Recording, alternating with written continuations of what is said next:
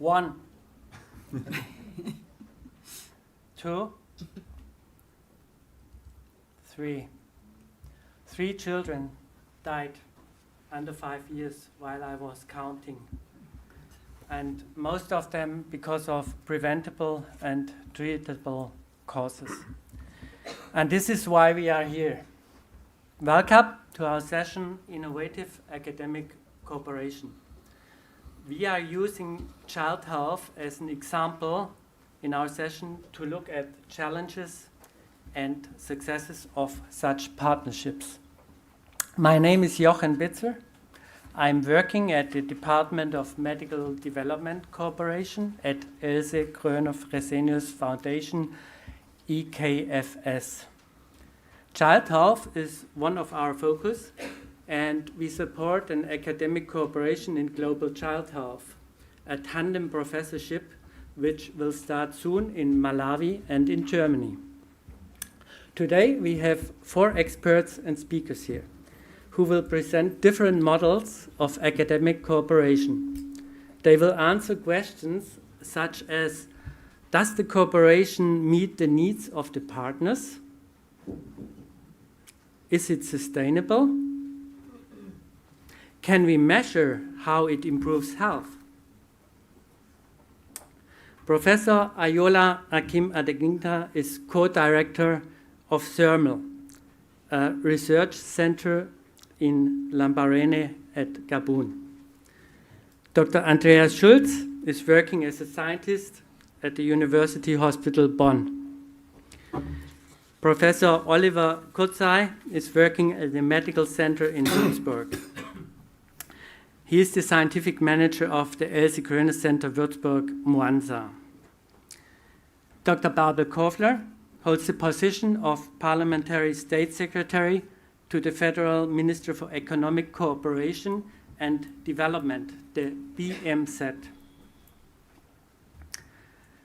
Another expert and our co-chair is Scientific Director of the Charité Center for Global Health. Over the last 12 years, she divided her working time between Europe and the Gambia, West Africa. She has supported the career development of many African and European clinical scientists and postdocs. Her research focus is on safe and effective use of vaccines in pregnant women and infants. I warmly welcome Professor Beate Kampmann.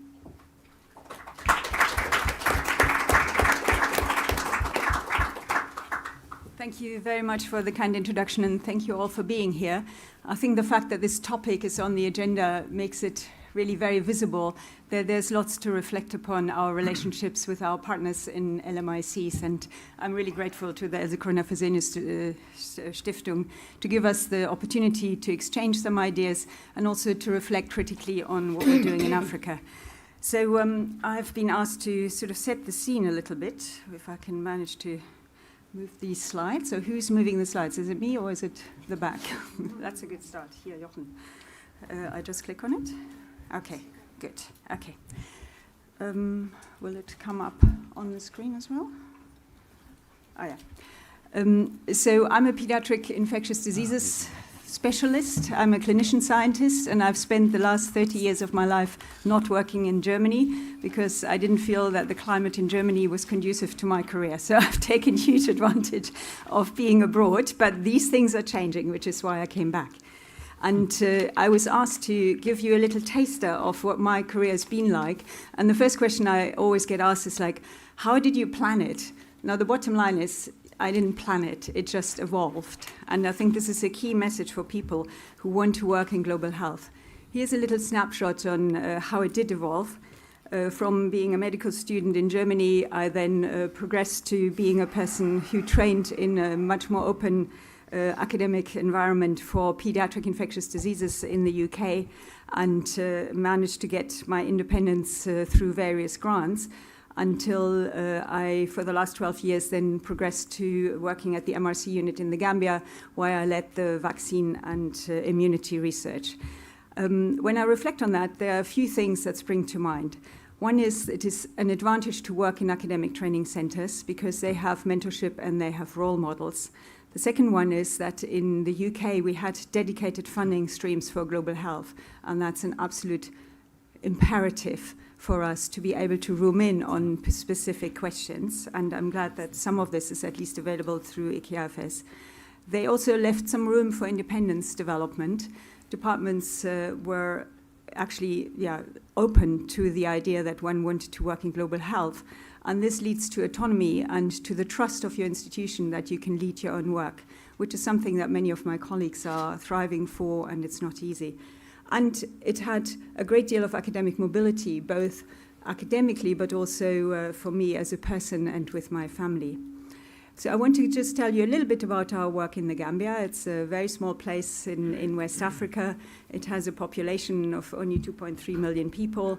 As you can see from the demographic indicators here, it's one of the most impoverished countries in the world, despite of having had a research center there for many, many years. It has a very good laboratory base. It is to some degree co-funded by the UK taxpayer, which is it's one of the models that one can think and reflect upon, because some people would consider that as being colonial. Others would think this is absolutely necessary to have a sustainable operation over a period of time.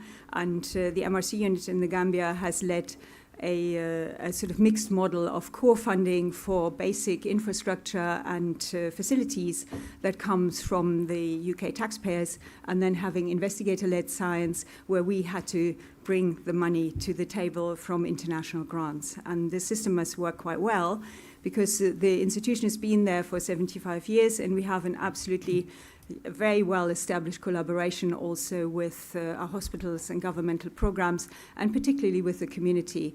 And I work in vaccine research, where we work more with healthy people rather than people who are sick in hospital. So hospital-based versus community-based deliberations you also need to consider. We have also a large number of staff who comes from that community, and that staff is absolutely essential to make the link and engage families and communities in the research that we're trying to do, which is primarily led by the needs of the country rather than by what might be our individual pet projects in our research interests. So again, that's a point I'd like to make that we should reflect upon. I'll give you a short insight into the portfolio of science and policy work that I've set up in the Gambia, which has been largely around the conduct of clinical vaccine trials, where we're looking at discovery science in one end, trying to understand how we can improve vaccines and what we can learn about host-pathogen interaction, but on the other hand, also how we can strengthen the evidence base for the vaccines to be delivered in the most effective way.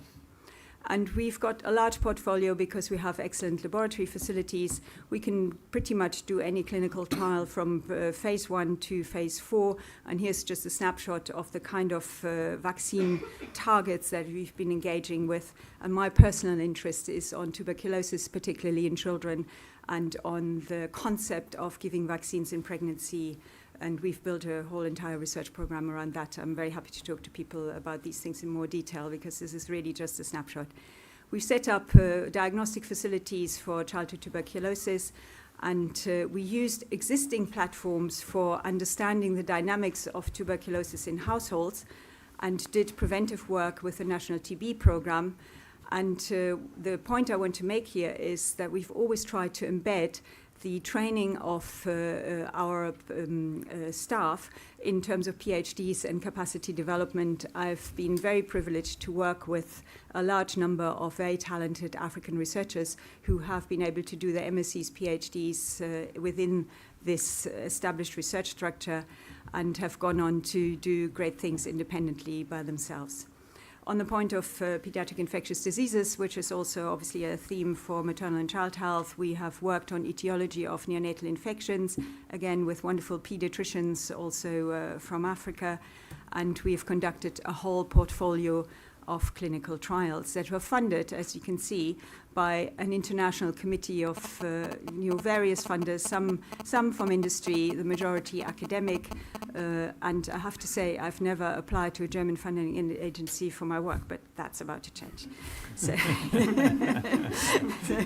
So what's more important is that we don't just write fancy papers and get recognition in our own institutions, but actually that we do make an impact on the societies with whom we work and where we are embedded. So here just a few ideas of how our research has also fed into the international immunization agenda, where we've looked at meningococcal vaccine, for example, we've looked at polio vaccine, we've looked at the way in which we give vaccines, and we've been fortunate to contribute to the licensure of a whole number of vaccines, which are now also part of the EPI schedule or about to come. We just completed the RSV trial, for example, for pregnant women, and we hope that this vaccine will see the light of day in implementation very soon. But what matters really is getting safe and effective vaccines to those who most need them. And here's an example of the vaccine record that is held still in paper form.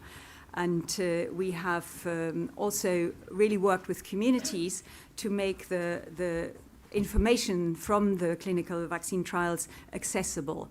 And having started my career very much on the laboratory immunology front of pediatric infectious diseases, I've become much more of an implementation researcher, because there's so much time that goes between the discovery phase and the implementation. And there's so many tools we already have, and those tools can be brought to more fruition. So I embrace a spectrum of research in science for global health now that really goes from the discovery to the implementation to the evaluation part. And all of these three aspects will have to have scientific underpinning. So for pregnancy, we are really in a good space. We have built a platform for safe and effective use that extends, as I just said, from the discovery science to vaccine acceptancy. And this is just an example of a personal interest of my area of research. There are many other areas of research which I think might benefit from having this more ecosystem approach to how we see the impact of our research with the partners.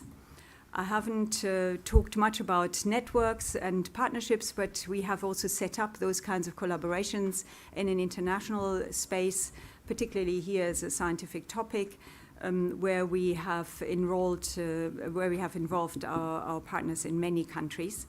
And whilst the research in Africa continues, I am now back in Europe, and we're setting up a Center of Global Health here at the Charité to bring together some of these ideas and also the slightly diverse diaspora of global health researchers here at the Charité and in Berlin. And I'm delighted that this is embedded also in the Prospects for GLORA, which is a much more Germany-oriented network that is bringing in a whole bunch of interdisciplinary research where we can all benefit from pulling together our strength in the various pillars of global health research that are already here in Germany, to also work with our political colleagues to see how we can actually now fill the agenda for global health in Germany with some content. And I would love to make a contribution to that. So I have tried to pull out a few sort of critical aspects and where I think we might want to discuss a little bit more. For me as a person, to be in an academic environment with a senior leadership group that has supported my career, where people understood where I wanted to go, was very supportive. We had many collaborations already at Imperial College where I started off my career, and it's hard to set things up from scratch. So try and room in on things that, at least there is a little bit of substance, because these little 2-year pilot projects in one place or another are really difficult to sustain. And I'm sure our colleagues here will tell us a little bit about how that has worked in their institutions. You don't need to, and you cannot go it alone in research in general and in global health in particular. You need to spend time with your partners on site. I have spent a lot of time being there, and even when I'm not there, I know that the people with whom I've built the team can carry the science forward that we're interested in, and also those relationships.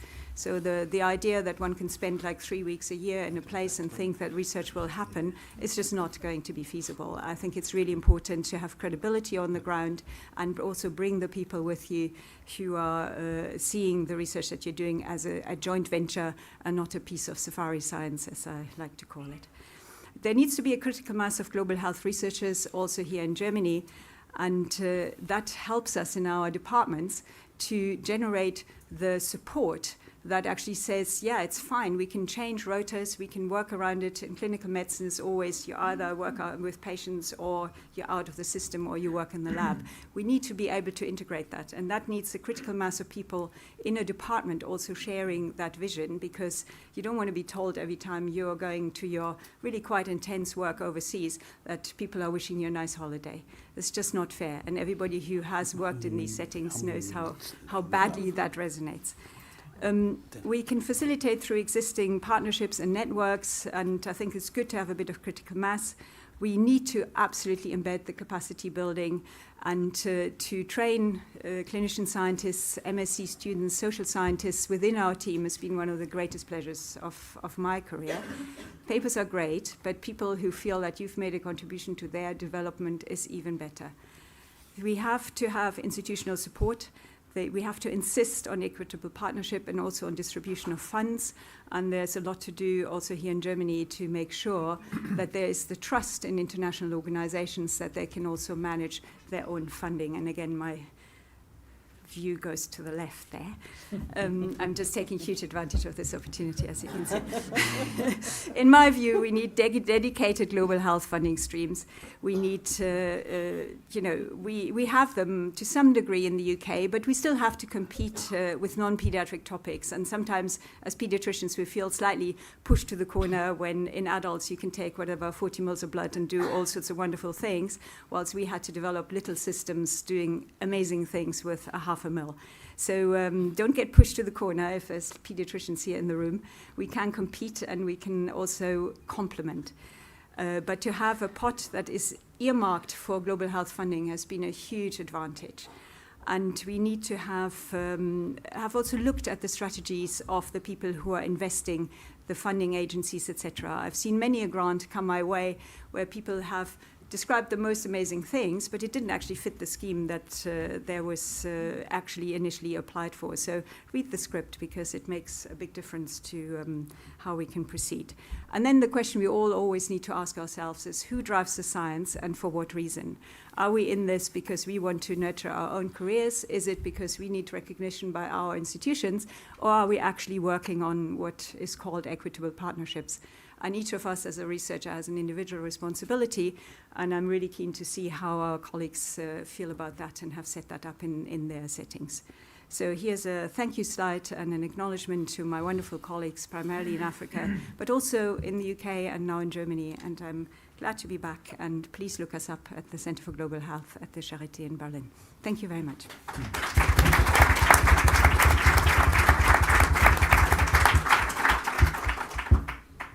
Thank you, Beate, for this wonderful introduction. I loved your saying research from discovery through implementation and down to the evaluation. And also the last slide with the aspects in establishing partnerships, I think they will guide us further on today. You cannot go alone without your partner. Dr. Kofler holds the position of Parliamentary State Secretary to the BMZ, and she was Federal Government Commissioner for Human Rights Policy and Humanitarian Aid before being appointed to State Secretary in December 2016. In the same year, the funding program Hospital Partnerships was initiated by BMZ together with the EKFS. Dr. Kofler. Should I go out or? As you like, if you come here. Or Yeah, I come here. So okay. Maybe easier. Okay.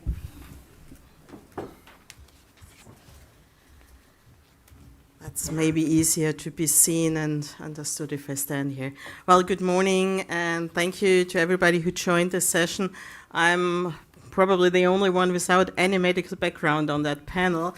I hope you accept that. But as Professor Kampmann, Dr. Kampmann was pointing out, the interaction in between politics and medical sector is crucial for setting a framework how to really fight diseases and how to really spread and interact globally. So I'm glad that you invited the BMZ and that we can show a little bit what we are doing together or where we started to work together on. And of course also with the Else Krine-Fresenius Foundation, where we closely work for almost, we will celebrate the 10 years very soon. Well, thanks for being here. And I think it's quite clear that the challenges we are all facing, if it's pandemics, if it's climate change, geopolitical conflict, social inequality, they are all also global threats to health issues. So if we want to approach or better the situation, we have to have a systematic approach on the question of health. We have to look at a global health architecture. That was pointed out by Dr. Kampmann already a little bit. And we also have to have a look on the national level. And we have to see how we can interlink that. And I think that is one of the duties of policy on an international level, to come up with idea to interlink global institutions, global foundations, global financing with national initiatives, national knowledge, and creating networks. For us at the BMZ, resilient health systems is crucial for that. I want to underline that also. We've seen that all in the pandemic situation, that access to a health system is something of great importance to really reach out to the patients and really reach out quickly and immediately to those who need medical cure. And as we know, these health systems have to be universal, accessible for everybody, but that is not the fact today. Half of the population on this planet has no access to any social security at all. So from 8 billion people, only 4 billion have an access to social security beyond their family boundaries or their family networks. So if we take that into consideration, we see that special groups, most vulnerable groups, you were talking about childcare and special needs, the needs of women in many cases are not really addressed properly. And we all understand that now there's also political momentum. And we have to be careful not to lose that momentum, because the pandemic showed us how necessary it is to really scale up with topics on global health, production of vaccine and medicine all over the globe, fair distribution, the issue on access to health systems as a whole. So if we want to come up with ideas on that, we have to also politically work on those issues. And that's why the BMZ, so that's Ministry for Economic Cooperation and Development, if I put the wrong name on that, was coming up with a strategy. Until today, it's only available in Germany, but I'm sure it will be translated into English soon. It's about health, social protection, and population policy, and is one of the core areas of the strategy of the whole ministry. So we have 6 core areas, and one of that is health. And that is, I think, important because that was not always there.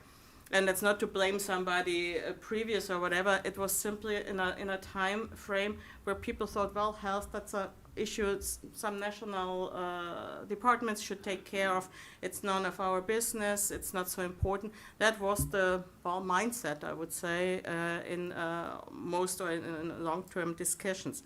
So, but we really realized that we have to focus on health and increase our efforts in the health sector if we really want to approach global solutions for global health issues and global problems. And of course, research, as was pointed out, is key to that. That's clear. And it's, well, I don't have to tell researchers why research is important. That's a little bit maybe too much, but for us we had to make clear for ourselves how important it is, and we have to describe it in a political framework also, how important research is and how important the interlink in between health protection and research is in fighting diseases. I don't have to tell you that we need research to come up with new ideas, new medicine, new vaccinations, and we need also long-term research, because without long-term research, those short-term success stories like we had, for example, with the vaccine against COVID-19 wouldn't be possible. So we need that long-term research, and that means for us also it is important to focus on a long-term way also on diseases which are maybe at the moment, I would say, not the most urgent crisis here in Europe or in the Northern Hemisphere. But we have to look on diseases which are neglected, tropical diseases, for example, and we have to have a much closer look to poverty-induced diseases. Second, what is important for us, if it comes to the interlink between health and research, it comes to improve access to health services, especially for poor and vulnerable groups. I was pointing that out already, and I was pointing out how the figures at the moment are. And if we really want to be better prepared to the next pandemic, for example, we have to have a system which is more addressing the needs of all those people, because otherwise you never will stop the spread out of diseases if we don't invest in that. But it is also already, the interlink is clear. For example, if you don't know, for example, how to address vulnerable groups, how to test, how to reach out with tests and diagnostic to vulnerable groups in remote areas. If you don't get better at that, you never are able to do something in preventing and in stopping diseases. So that's one of the issues we also want to work in. Third area is, of course, health system strengthening, as I was pointing out. And the fourth thing is we have to analyze the impact and evaluate our activities and interventions. That is not only in medicine or in research quite clear that you have to do it, but it's also in policy quite clear. And we need this evidence from research on the health sector to justify and clarify why we have to invest in those sectors. And that's, you pointed out that UK taxpayers were financing the program in Gambia, but we have to clarify the evidence, what makes the difference. And I think that is quite important for us as policymakers also. So at the moment, we are very much engaged beyond a big portfolio on health as a whole, and a whole discussion on social security, which we are undertaking, and where we are trying to get accessible medicine as a system made possible over the planet. That is one thing BMZ, my minister, Svenja Schulz, is also really very much engaged on. We are trying to lift the level of engagement in that and bringing World Bank and ILO together to have the technical knowledge and the financial expertise to bring that together to stimulate and to support countries in setting up their own ideas on social security, social or health system, based on accessibility for especially the poor, the most vulnerable. So that's one thing where we're working on, and that's very much of importance. But we are here today to talk about health and research in that combination. So I want to point out two programs. The BMZ was launching and is working on. One was mentioned before, it's our hospital partnership, where we also work together really, well, how would you say that in English? Trustfully? Is that the correct English word? Or really positively work together almost 8 years by now in various partnerships. I point out a little bit later. Also with the Else Gröner Fresenius Foundation. And the second topic was also mentioned already, the German Alliance for Global Health Research, or GLORIA, how the nice abbreviation is. Both are really important for us as a ministry, and we support hospital corporations and research institutes corporations in our counterparts in the Global South, but also with our institutions and hospitals and in research institutions here in Germany. And I would underline, as I've visited some of those hospital partnerships, the benefit is mutual. There's such a big learning effect on both sides from each other, and such a strong interconnection in between the researchers and medical doctors, nurses, and so on, that it is quite clear that that program is very helpful. And we also support in a component called academic, and that is addressing partnerships between German and international players for joint research activities. The focus on competence development with the purpose of improving health care in low-income and middle-income countries. So that's a special line we designed for especially supporting the academic and the research character, which I think is very important. It's covering all disciplines, and that is important for me, all group of health personnel. It's not only about doctors, that's very important, but it's also about nurses, it's about therapists, lab technicians, and so on. So it should be a partnership in between all groups and all layers of the medical professional world. As I've seen already the sign of the 2 minutes, maybe we can do a little bit more in detail or the examples in practice.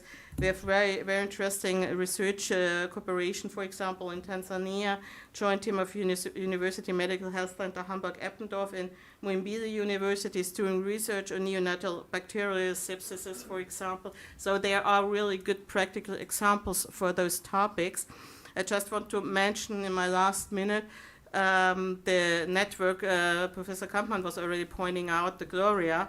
I really like the name, even if we write it a little bit differently, because it's about really networking. And as you were pointing out, I think that's something where we have to get stronger here in Germany. And at the moment, there is 1,100 members already part of that network. It's a researchers network from a vast variety of disciplines. And it's also a network which is supporting the research projects which are interdisciplinary, and it's a cooperation within and beyond Germany. So it means it should support researchers in Germany, but also directly support researchers from our partner countries, and they can directly receive funding and grants from that Gloria network. And I think that is important. I know how complicated our system is normally if you have to do it through 2 or 3 layers. So this directly access to that network is something which is important for us. In this way, we really try to support the cooperation in between researchers worldwide and in cooperation with our ministry, especially with the Berlin Charité University Hospital. I think that is of crucial and utmost importance, and we very much hope that it is a network which is spreading and which we could support, so it's really of mutual benefit to all sides of experts involved in that. And we are doing that not just because we think health is a very important topic, but we do it also because our development policy, and I don't leave any panel or any stage without pointing that out, is a feminist development policy. And it means that it has to be inclusive.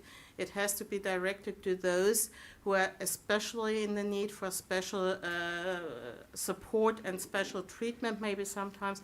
And also research, I think, has to have focus more on the needs of children, were pointed out, with their special physical needs, but also on different physical needs, not special, different physical needs of women and men if it's coming to medication, and also to the access of health, because that is also one thing which is really challenging for all of us, is that there's still not the same access to health for the different sexes.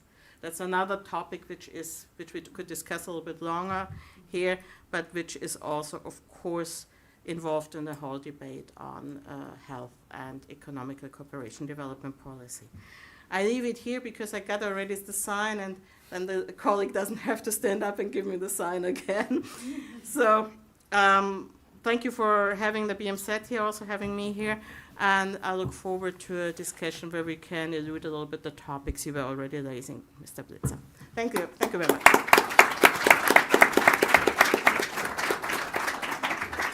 Thank you very much, Dr. Kofler. You mentioned mutual learning in the hospital partnerships, and this is also our observation. There is really mutual learning. The importance of the long-term research, the access to health service, all these things, the impact measurements, we will come to that when we come to the discussion and raise the questions. Professor Oliver Kurzai is an expert in clinical microbiology. His research focuses on virulence properties of fungal pathogens antifungal drug resistance and host immunity. Within the Else Kröner Center Würzburg, Mwanza, he oversees all activities such as joint study programs, a student exchange and bilateral PhD program, as well as a large-scale project to fight schistosomiasis. Professor Gotzai.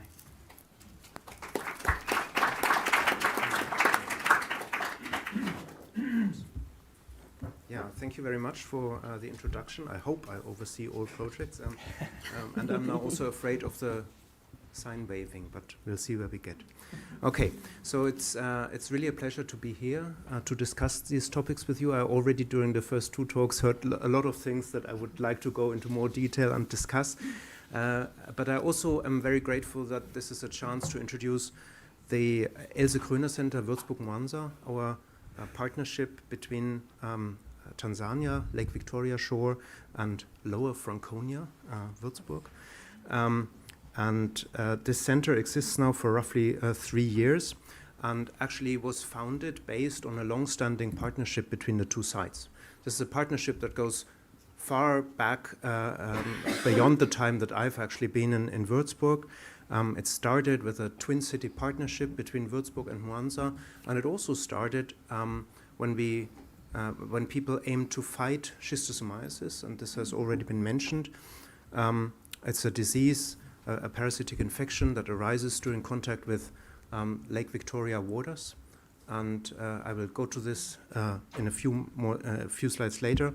But the contact is so intense that in some of the coastal villages where we work, we do have a prevalence of roughly 100% of people infected with schistosome.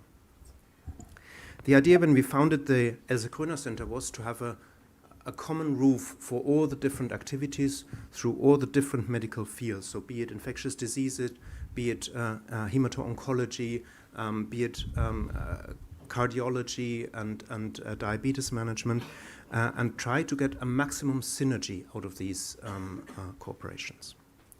And you will see this bar of 4 different arrows throughout the slides, and this is what I consider to be the 4 main pillars of our cooperation. And before I try to convey some of the things that we learned during the partnership also, which can perhaps help us to improve on academic partnerships, I want to briefly go through these 4 pillars. The first one is what I termed joint curricula, study curricula, and student exchange.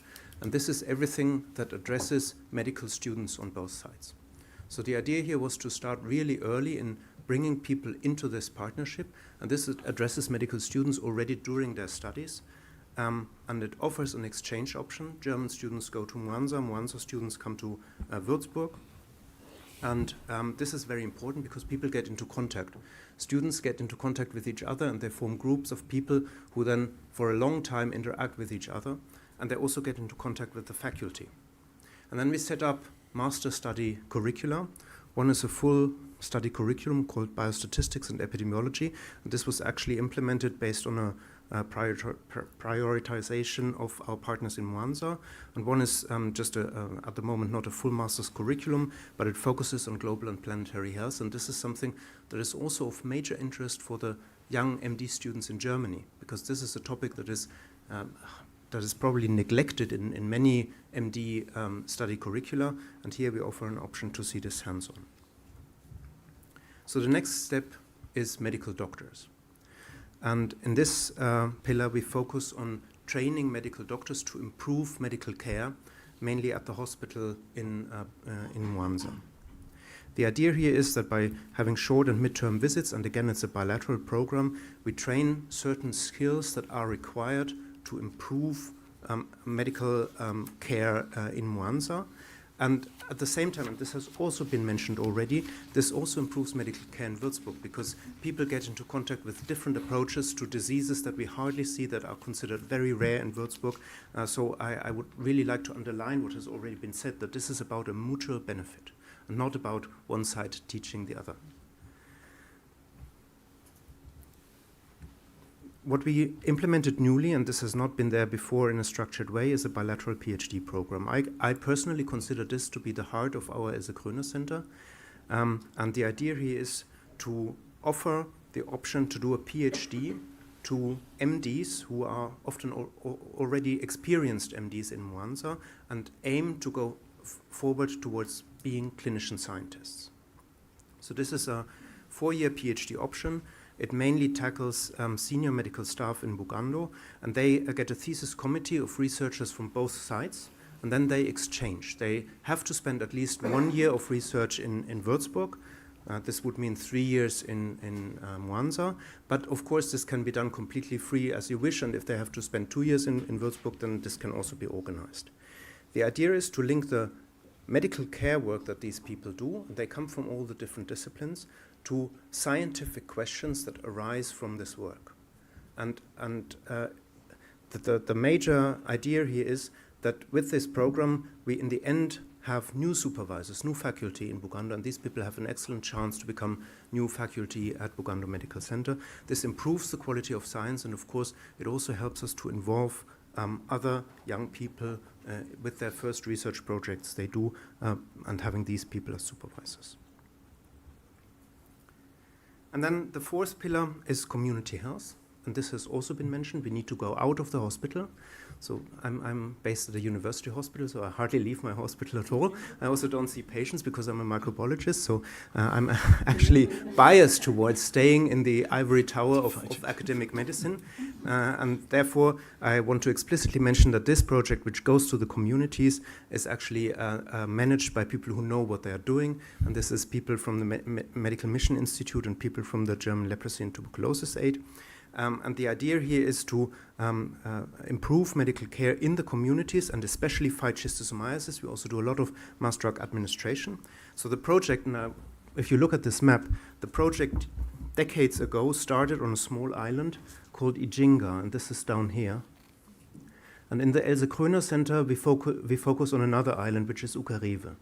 And you can just, by comparing the size of the island, see that that things have improved, and we target a population of roughly 250,000 people on Ukarive Island. All this is possible by having a management office at both sites. So these are people who oversee all the different activities and work together with me and Stephen Mshana, who coordinates in Mwanza. And this is also important because these people also are responsible for communication and outreach activities and the synergies between the different projects. Right, so what of this is academic cooperation? Because the topic of the session was academic cooperation. And when I was preparing this, I asked myself, is this all academic cooperation? I don't think so. Frankly, I think that some of this is academic, purely academic, and I mainly mean the study curricula and also the PhD program, and others are more humanitarian in nature. And you can see this with the aims that I've tried to put down as a lead motto of these pillars. And you can also see this in the partners who actively run the parts of the program on the German side, because this is mainly the NGOs for the MD exchange and skills training and for community health, and it's mainly university and university hospital for the academic parts. But it's very important from my point of view that this is not two things coexisting. It's actually two things interacting, stimulating each other and improving each other. And I can't go into all the details that are mentioned here, but I just want to go briefly through some quick examples. So, and this has already been mentioned, I was very grateful for this. If we do community health approaches like schistosomiasis on Ukarive, we need to do companion research to find out, do we really make an impact? What do we need to change to make a better impact? And this is an academic question. So we link community to community healthcare to an academic question. So I'm not going to go through this because I thought it's really theoretical. Instead, I want to show you how it can work in practice. And I want to show this with the example of Benedict Kaguo.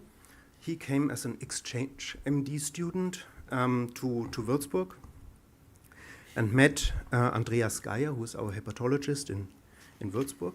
And then Andreas became fascinated and changed clothing and went to Mwanza.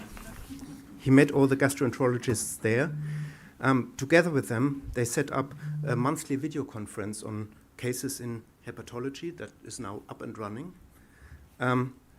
He also then trained 2 people from Mwanza in endoscopy and fibroscan technology. And fibroscan is a new tool, has never been used for assessing liver function in schistosomiasis, and this has now is now probably going to turn into a PhD project.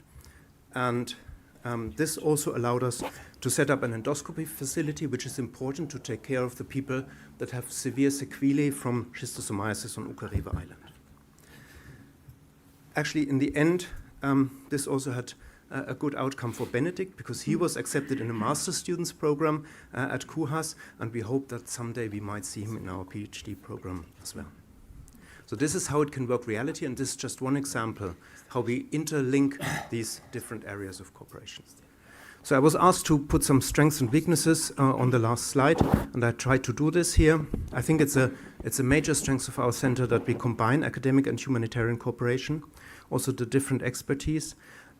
It's also a main strength that we have an overarching label, and the term Else Kröner Center, or EKC, is well known not only in Mwanza but also on Ukerewe Island. And I also like it that we can provide chances for improvement throughout the medical career, from students to clinician scientists. We also have some challenges and weaknesses. In communicating all this, people often take out schistosomiasis as the focus, because we treat hundreds and thousands of people, and this is much easier to explain than a scientific PhD project. So communication is biased. We also have a clash of cultures, and this is something we can discuss. There are very, very different approaches between academics and humanitarian, and this has been a tough time, especially for me, coming from strictly one side. And I also think that it will be difficult to guarantee financial sustainability for an overarching structure like the one we have here. But this is something for discussion. Thank you very much for your attention.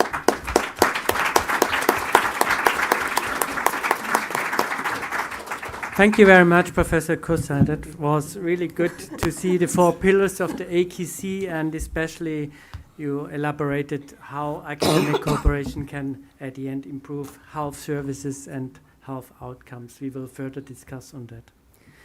Professor Ayola Akim Adegnika is a medical scientist and working at CERMEL, the Centre de Recherche Médicale de Lambaréne. His specialty is infectious disease, particularly in clinical immunoepidemiology of malaria and helminths. He has a long cooperation with the University of Tübingen in Germany. And the Else Kröner Foundation supports also the University of Tübingen in the establishment of a mother-child center at CERMEL. Professor Adegnika, please.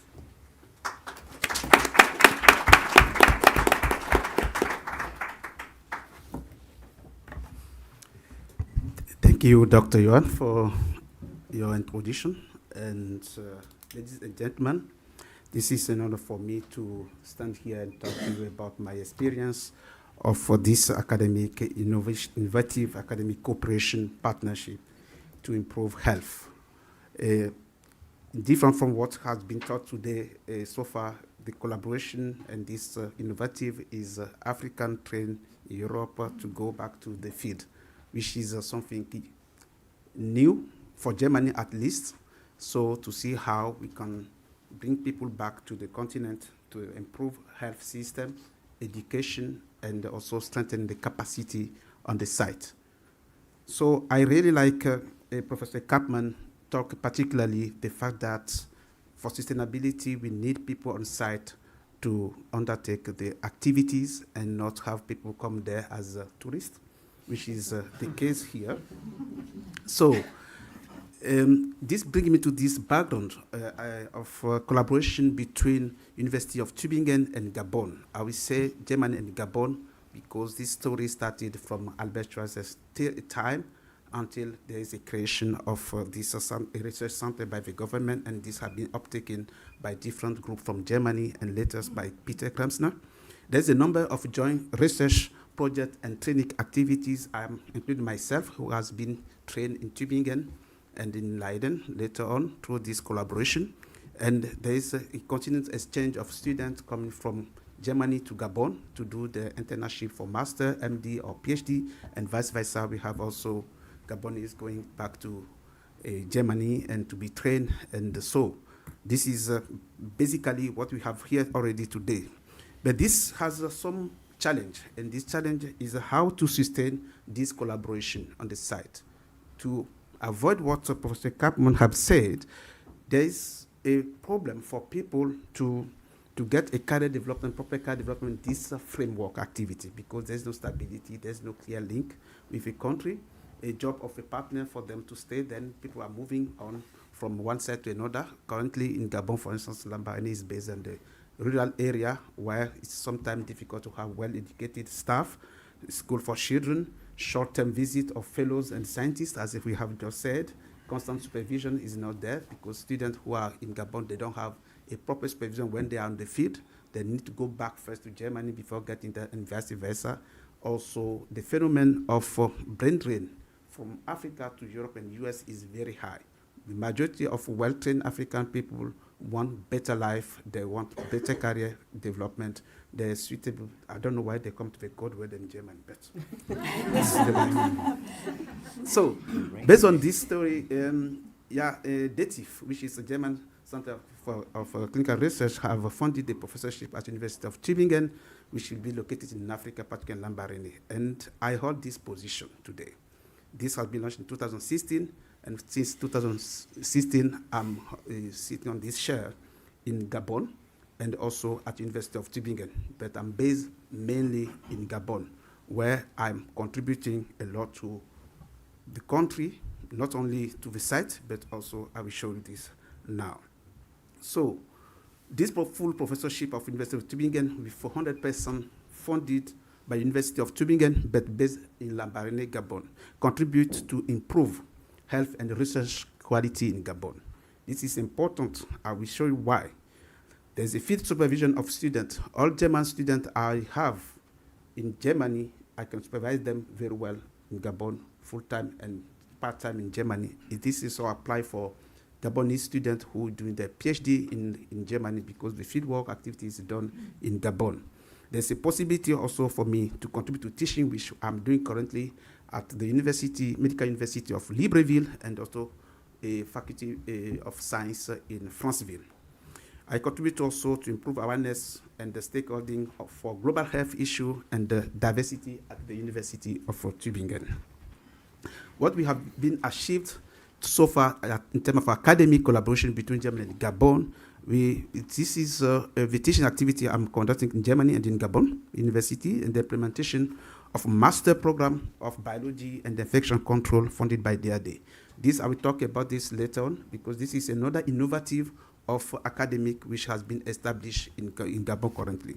So my PhD and MD supervision from Germany and Gabon. So this master courses which has been launched 2 weeks ago. It's funded by Global Center for DAD, and this is something unique because the program is based at the University of Tübingen, but the courses will be given in Gabon. That means students will be registered at the University of Tübingen. They will have a certificate from the University of Tübingen, but they will not have to travel from Africa to Germany. And in this setup, for the launch of these courses, as you can see here, you have Peter Kremsner here. This here is a German ambassador, the current one. Here is the representative of head of the state, who is the governor of the province. Here is the mayor, and also the representative of WHO, representative of Minister of Health, and so on. Everybody was so enthusiastic because there's a need to strengthen a search capacity to have a quality training in Africa for African in Africa. This project, which we call CAIDERA, Central African Infection Disease and Epidemics Research Alliance, have 3 pillars. The first one is this program, and the second one is MOOC, Massive Online Open Courses, which are given to all. It's open to everybody, including particularly African fellows, and also research program, a PhD program through the research activity, where we have already registered 6 PhD students in Germany, and 2 or 3 of them are here in this room currently. So, this professorship is also an opportunity for us to upgrade our clinical trial platform, which is funded by DETIF, partly, I would say, and also by the government of Gabon, which seeing behind this professorship some undertaking action for implementation of research with a new site dedicated to the research activity in Lambaréné. This campus hosts our clinical trials platform with new machinery and equipment for safety and so. We have a new laboratory, including Enceterium, BSL-3 Enceterium, which are here for our malaria control, vector control for arboviruses, and virology laboratory has been set up in this framework of activity, and I think are going on very well. Importantly, during the COVID-19, where everybody has set up, everything has been closed. For instance, our partners from Europe are busy working here. We need people to take care of COVID-19 in Africa. Therefore, myself and my colleague from Gabon, we work hardly to help to assist the government. Here you can see the visit of our Minister of Health and the governor during this pandemic of COVID-19. And we contribute to the National Disease Control on this setup with the assistance of the University of Tübingen, BNITM, and GIZ. And this is something important because CEMEL is the only site which performs genomics for the sequencing of COVID-19. The vaccination implementation is done by us together with the Minister of Health and the diagnostic as well. So the other important thing we have to notice here is like this collaboration is very important with boosting collaboration with German institution. CEMEL hosts the most advanced TB laboratory in Gabon. We are the only one performing the culture of TB in Gabon currently, and they provide all the data on TB-MR also for the treatment. We have also, based on our quality of management, hosting the Global Fund for TB Control in the country, which is for the Minister of Health. So we manage the fund for the Minister of Health because we lost this 2 times already because of mismanagement by the government side. This is very important to notice. So the role model of this professorship is very important to notice that many universities are thinking of having the same model like Bernard Institute for Tropical Medicine in Hamburg, and a second professorship through this DRD funding project for Gabon, again, University of Vienna in Austria, Münster in Germany, Leiden Medical University in the Netherlands. Based on these opportunities, an university will be created in Gabon with collaboration, with our partner in Germany here, or in Europe, I would say, and also in Gabon. The strength of this model is this reinforcement of capacity in Africa, retention of academic fellows on the continent, increasing the number of African fellows to be trained in Germany, strong collaboration with German partners with easy access to the field, continuation of the supervision of students at the university and in the field, improving to positive impact of German efforts for the country. The weakness that is personal, many travel between Africa and Germany, that is my situation. Dilemma on the family residency, because this is also another issue. Need more science exhibit, which is something not common. That's why I have to travel more often, and the difficulty also to be fully integrated in German system. I would like to speak German, but it's not so easy. It's in Africa. Thank you very much for your attention. I hope.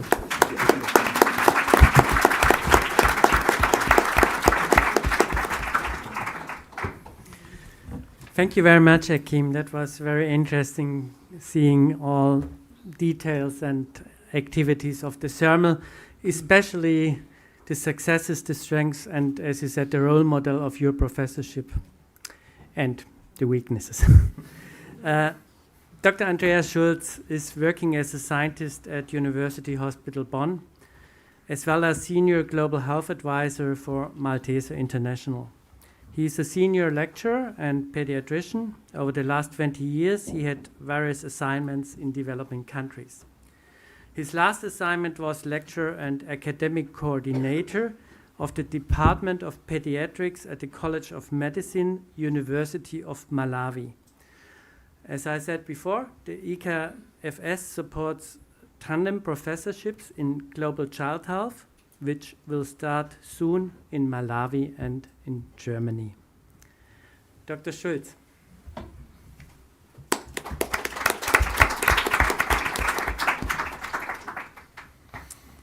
Yes. Thank you, Jochen, for the nice introduction. Good morning, everyone. It's been a pleasure to be here in the conference. I've been blown away a bit by the interest, actually, and that we have a full room. It's very great to be here and also hear the talks of my colleagues, especially Akim, you took away a bit of my weaknesses and strengths, so we can save a bit of time. So I think we have the same. So as the last speaker of our group, welcome. I would like to use the time now to give you a presentation about another example of let's say, innovative idea to foster academic exchange, learning, and collaboration, especially in the much-needed field of global child health. So the EKFS tandem professorships, which is a rather new concept in medicine and academia, much in contrast to, let me see, does that work? Yes. To the tandem professorships we know, for example, in engineering or in economics, where a professor mostly is the CEO of an enterprise and at the same time holding a position at the university. This tandem professorship describes a true partnership of two academic individuals being appointed at the same time and at the same topic in their respective country, trying to work together.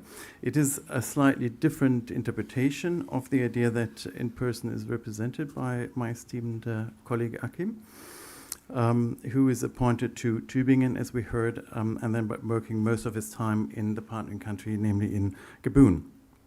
So regarding the tandem professorships, EKFS was willing to fund a position at a German public university that is willing to engage in a mutual partnership with a collaborating country. The focus was put on child health and communicable diseases in research, in education, and in clinical work. So the University of Bonn has actually agreed to host this professorship in Germany and settle it at the Institute of Hygiene and Public Health, endowed by the EKFS Foundation. Now, a partner had to be found in an interested country, and the focus was put on Malawi in Eastern Africa, and this for a good reason. The first collaboration between Malawi and Germany started as early as 1967, resulting in a long-standing partnership in clinical care and research, and a vivid exchange of doctors ever since. Malawi was also the first country to engage in a clinical partnership program in pediatrics, funded by the EKFS back in 2017. Resulting in continued support of clinical teachers and educators for medical students and health science at the University of Malawi, which we initiated at that time and is still ongoing up to the time we speak. So why then would, let's say, a clinical partnership program and a tandem professorship be inspiring? And also be innovative. So it is innovative in the triple sense. One is, first, a tandem is new as a structure in the medical landscape and in Germany. Secondly, it will be the first professorship on a public university and a center of excellence in Germany. There is already a professorship of global child health, which is held by my esteemed colleague Ralph Weigel at the University of Witten. And I'm very much looking forward to work together on the same topic here in Germany. And thirdly, it sends a strong political signal recognizing the importance of child health. I'm also looking at Bärbel Kofler. And not only for the individual family, but also the society in both countries involved. So, well, talking about global health and different definitions of global health and global child health, one of them is here, but there are also different principles we should not give up. So unfortunately, this has happened quite a lot, not only but especially during the COVID-19 crisis. So giving up these principles has more or less upset us as a scientific community. And as I've said before, if you're upset in science, the best thing you can do is write an article. This is what we did. One of the ones that were pretty well received was called, actually, Are We Losing Perspective? in African countries. And it was focusing on three things. One is, which you see here, equal attention to equal health threats, which I think is a fundamental public health principle that sometimes gets a bit out of sight.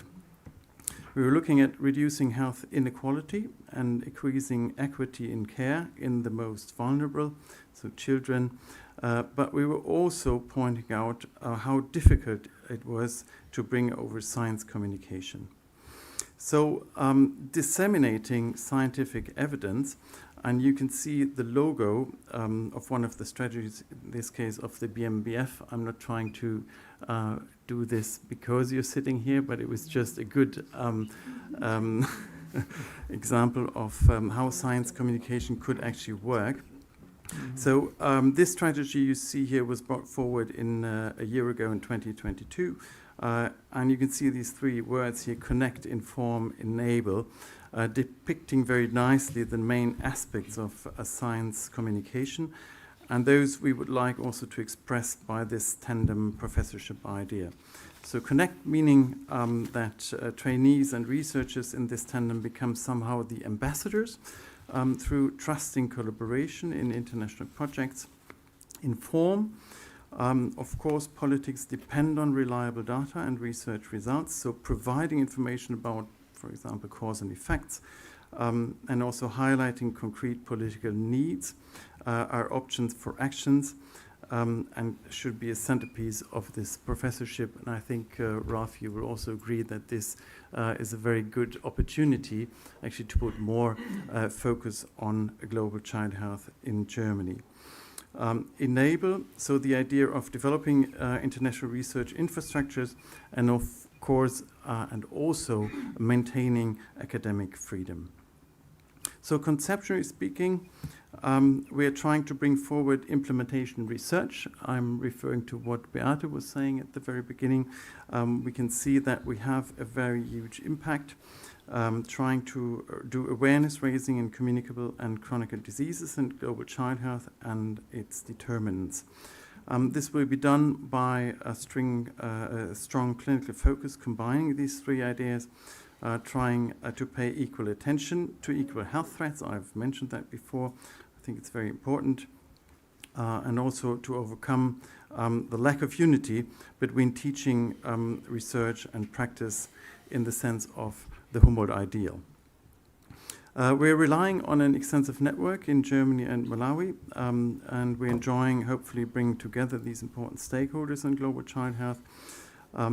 So what we are trying to do is look at capacity development, creating less brain drain, and talking about the weather. Akim, if you take away the B, it gives a rain drain, which is what people experience when they come over. We also want to bring along innovative approaches. One of them is the One Health approach. You've heard about this more hidden or less hidden, thank you, yesterday in the speeches in the introduction, to have a broader impact for the people that are actually facing the conditions we are talking about.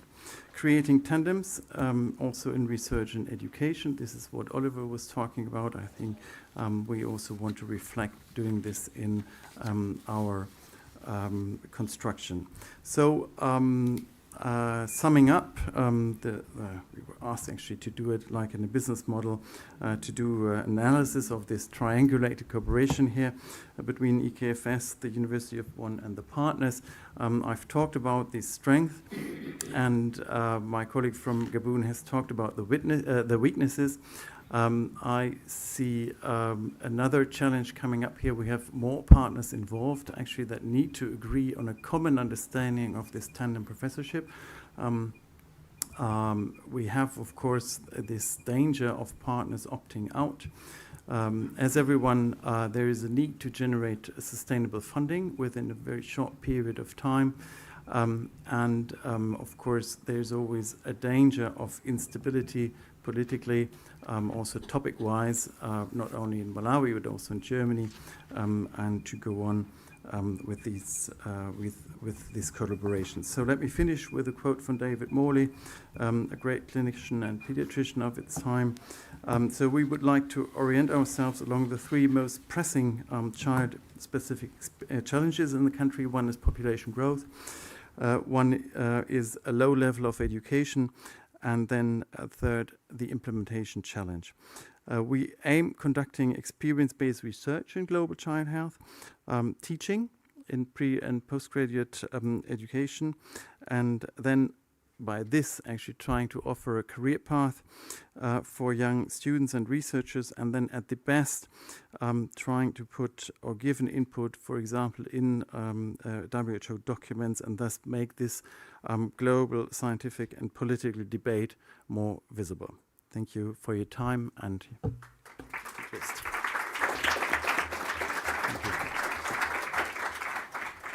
Thank you, Andreas, for explaining us the conceptual framework of that tandem partnership and innovation aspects. And the last slide was a good end for the presentations. We are now coming to the discussion. We have 3 lead questions, and we will do that. I will sit down in a moment, starting with a question to Dr. Kofler. Dr. Kofler, you mentioned within the hospital partnerships, not only in the global funding line, but also in the academic, there is this mutual learning between the partners. So the question for you, are local needs taken into account appropriately in such partnerships, in academic partnerships, in the hospital partnerships, and how can academic cooperation be reconciled with the interests in the partner country? Do I have to do something with the mic or no? Should I press some? I think you're good. I'm good? Okay, thank you very much. Well, in general, I think any partnership we are undertaking, doesn't matter if it's on the medical sector or any other partnership, it should be of mutual benefit and it should be designed together. I think that is crucial for everything we do in development policy, because it never will work if we come up with a nice idea in Berlin, Bonn, wherever on this, in Germany or on Europe, if it's not something which is developed by our partner countries and discussed with our partner countries. That's in general the frame we are totally convinced. And that means also for planning of scientific projects, for developing proposals, and so on and so on. It is crucial that partners from wherever they are in the world, we have 65 partner countries, as BM said, so from partners all over the world, are the ones who are in the lead for developing the ideas on the ground and for implementing that on the ground. That means it's a partnership where everybody can bring in its own capacity and its own knowledge. But at the end, it has to be implemented as it was described here by examples with partners on the ground. That means they have to be in the driver's seat from the first moment on. And I maybe will explain that with an example. Not from the African continent now, but from Vietnam, where we, together with Charité Berlin, will do a survey on the needs and barriers with regard to strengthening mental health, a topic which is not really addressed. I see in many of my country visits that the whole issue on mental health is something where, probably also in our country, but in a lot of countries, there is a big gap. So we will address that. And the interesting thing will be that there are the perspectives of the patients should be in the center of that survey. At the end of the day, the goal is to create local care services. So that means, of course, we don't decide that in Charité as much as perfect or good Charité might be, but we do that with our cooperation in that term with Hanoi Medical University. And we developed together ideas how we could implement that on the ground then in Vietnam. That is just for showing on an example that it's crucial. It won't work without doing it in that way. And it might also be, last sentence, a perspective against brain drain, because if you really involve partners on that academic and that scientific level, young students, young experts can be trained there on the ground, see that they have a perspective in their academic career there. So that might also be something to give perspectives for the development of the next generation.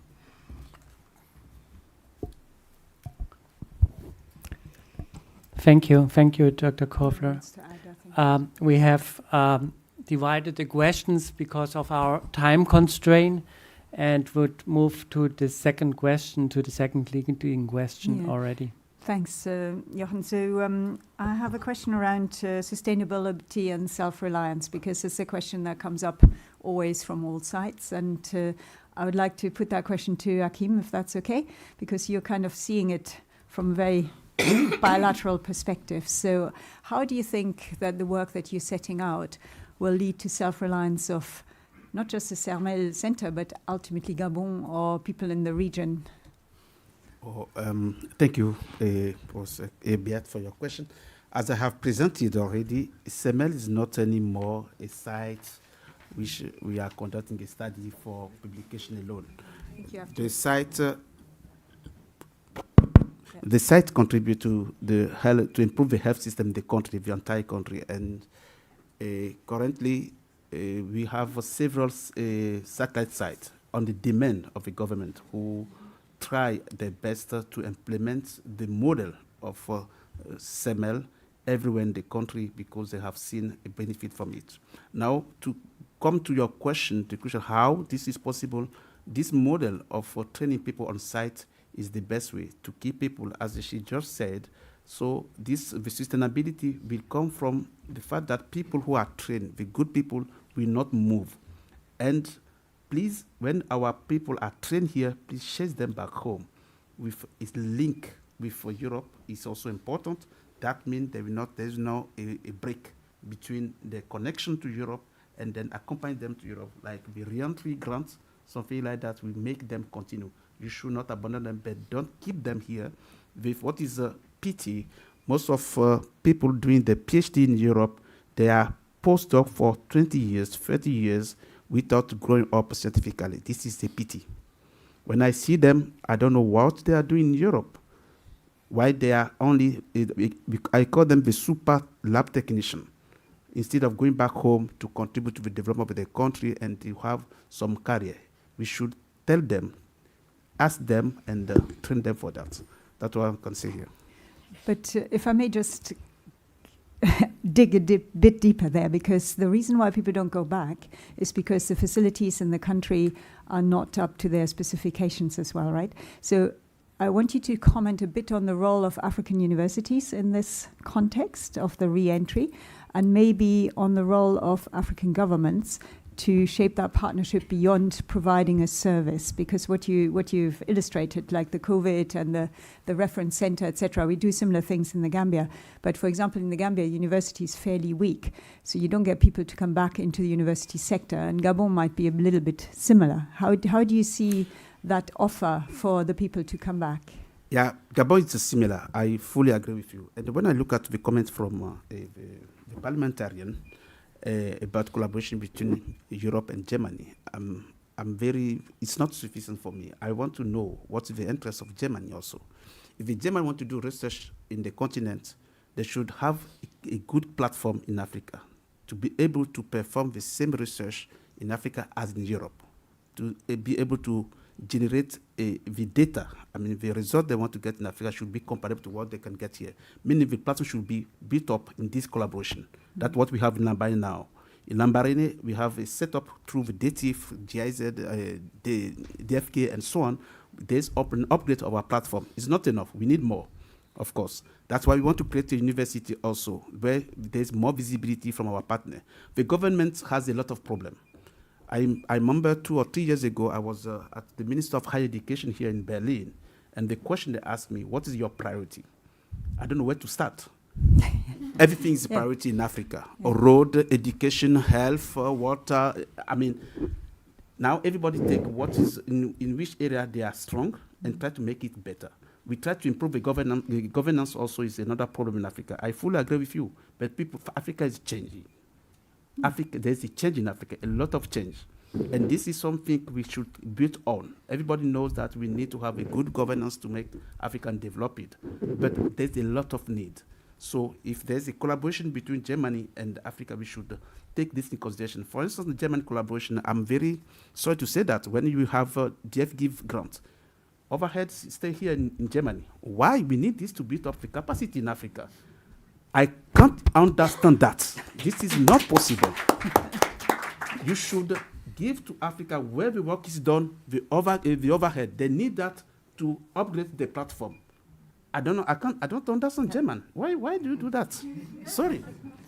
The overheads from all the grants that come from the GIZ, for example, the overheads stay. That's not true. GIZ has 25,000. GIZ has 25,000 employees. 17,000 are abroad the world. Yeah, but they're still within German institutions. They're not embedded in the African institutions, right? So that's the issue. That is the issue. And With the you European Union, subject it's us to different. all this bureaucracy, which is impossible in Africa. If you can change that at the parliament level, because I discussed that with Strecker, the coordinator of the DFG, he said, I have to talk to parliamentarians. They have to change that, because they can't do anything without the change at the parliament level. Anyhow, let's leave that in the room because it's a touchy subject, but it's a subject that we need to address ultimately because I think it's a key to sustainable funding. Okay. Yeah, thank you. I have a question both to Professor Kutzer and to Dr. Schulz, and you partly answered it already in your presentation, but maybe summarize again. Looking at this academic cooperation at the ICA Center, Würzburg-Mansa, or at the tandem professorship, how can the health of such vulnerable groups, for example, children, be improved by this academic cooperation? And what would you like to see improved in this respect? Yeah, it's a difficult question, and my firm belief is that this can arise from priority building right in the cooperation. So I'm not a friend of the top-down approach, a funding agency basically forcing someone to do a very defined topic. I think it comes from bottom up, and this is much more successful and much more sustainable in my view than something that comes from top down. And I realize that we talk about susceptible populations, and often then we talk about children and women, and I agree that this is mostly true. On the island in Lake Victoria, it's actually the fishermen. It's not children, it's not women, it's a group of fishermen that travel around, don't have a constant place where they live, so they don't have access to sanitary things that are built up there. So this is a population that has a high morbidity of schistosomiasis. So it always requires a specific view on the population. And then, of course, even in our center, which was basically open for all medical fields, at some stage, children and women's health come into perspective. And we do have actually a PhD project that looks at multi-drug resistant infections in newborn infants. And this is something where we can do really top-level science, but only if this is based in Tanzania, because they have much bigger numbers of this problem, so we'll have much better data. And this came from bottom up. So I believe in bottom up. I don't believe in the top-down labeling of topics that we should look into. Thank you. Oh, yes. Thank you, Jochen, for the question. I think the importance or the understanding of sustainability and how that can help different vulnerable groups, it will come by these different sparks that we put together, and then they will light up a fire, not only in the community of researchers and clinicians. I think it's very important to show them that there is a career path and that there is an interest and that they can actually develop, much as Beate was showing it in her presentation. So there will be a sustainability through that, but also in the political sense. If Malawi is a small country, everybody knows everyone. So if people see and if politicians see that there is actually an interest in this vulnerable group of children, and that we can do something about it, and we can do it together, that will change the political landscape, I'm quite sure. I said it already, there's a second professorship now in Germany in global child health. Well, that's a spark in 2 countries, and there we go with our sustainability. Thank you. Thank you. I'm looking a little bit at the time. We have like 5 minutes more to go. So it depends a little bit on you, Beate, for your summary, or whether we want to allow a few questions. I think we could take a couple of questions from the audience. Yeah. It'd be nice if there was anything pressing, because I mean we've raised a lot of really quite big topics, and it would be nice if people wanted to ask the panel here if there's anything in particular. Dorothy, do we have a mic? Try and make your questions short, and we try and make our answers short. Yeah. And then, because I only need about 3 minutes to sum up. Okay, good. Yes, I just want to contribute to the discussion about sustainability. I'm from University of Ghana, Noguchi Memorial Institute. I think African universities, and I'm sharing experience for University of Ghana, which is now increasing our research capacity, needs to build systems. Most of the time from the discussion, looks like as if the Africans are the receiving end. But there are a lot of research grants now being advertised. What are the systems or the offices that we are building to support researchers to apply for these grants? I think that is very crucial in the discussion. And then the universities need to strengthen things like central laboratory systems that will attract those who have been trained outside to come in. And that's one thing I didn't hear. We not be on the receiving end, but building systems in country to attract grants and to help scientists to apply for funding. That's what I want to add. Thank you. Thanks, Dorothy. And Ghana is leading by example. There's another question here on the left. Good morning. My name is Mariam Waleta Boubakin. I'm leading a research with 70 indigenous groups and communities, researchers, knowledge holders across the globe. And I want to congratulate all of you, but also say, share some progress from our research, which is multidisciplinary and very innovative on One Health, our holistic approach to health. Our overhead, we are funded by a Canadian government. I don't want to advertise any government here, but the overhead goes to the community. 25% of the project funding goes to the communities, so they build their capacity, their institutions. So it's something possible. Why not learning from that? But my question comes back to all of you, mainly to Bate and Dr. Bate and Dr. Barbel. I kept heard vulnerable groups, and mostly that is discutable. Like indigenous peoples are powerful. They have their knowledge. They have been dealing with health issues for millennia in forests, deserts, water, etc. But how, within your approaches and partnership, you take into consideration not the state's priorities, where they come from, because sometimes they are not included in the state's priorities.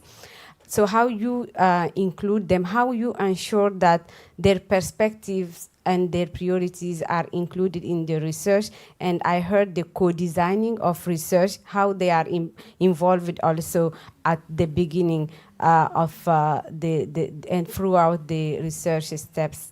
Thank you. Tanimert. Well, this is an important topic, and there are people in this room who can speak to that better than me. I think we need to engage more social scientists in that particular area to really harness the opinion of the community. It's very difficult for researchers from the north to have an understanding of what goes on in in a very, vulnerable community, but also we need to collect data on their health outcomes to see where the need is. I think that's where we're going to run out of time. So I'm going to do a very quick round off here. I've heard various key points. It's about meeting needs, which needs to be a mutual understanding. It needs to be sustainable and needs to have measurable impact. The measurable impact is not that easy to grapple with in a very short period of time. We've heard various examples of how partnerships can develop, and they develop around centers and people.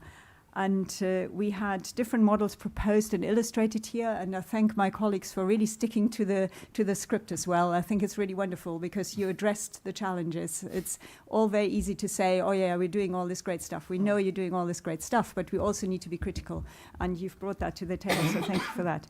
It's about investment in both central facilities, I think, and people, because you've both illustrated that it needs some sort of centers of gravity. It's very difficult to convince people otherwise to put their money there. And it needs to be a long-term investment. The short, quick things just don't build sustainability. The third person was that there needs to be interaction between academic and humanitarian efforts, and maybe the whole distinction is a little bit antiquated, because we should also be able to embed, to lead our humanitarian efforts through academic evidence-based science, and we need to help ourselves with our academic understanding by looking at the humanitarian situation. Sustainability needs to be linked with career development. And after all, we need to have the political commitment to maternal and child health, in particular, because that's an area of increased vulnerability. That happens to really fit with the EU strategy. We heard people at the opening yesterday talking about the EU strategy, which puts a focus on women's health, with the Else Corinna Fresenius Stiftung picking up the children. We have a very good partnership here, and this also fits with the feminist policy directions within the German government. And I thank our political colleagues to also be at the table, because we need to talk together. And I thank you very much for your attention, and I hope you enjoy the rest of the conference.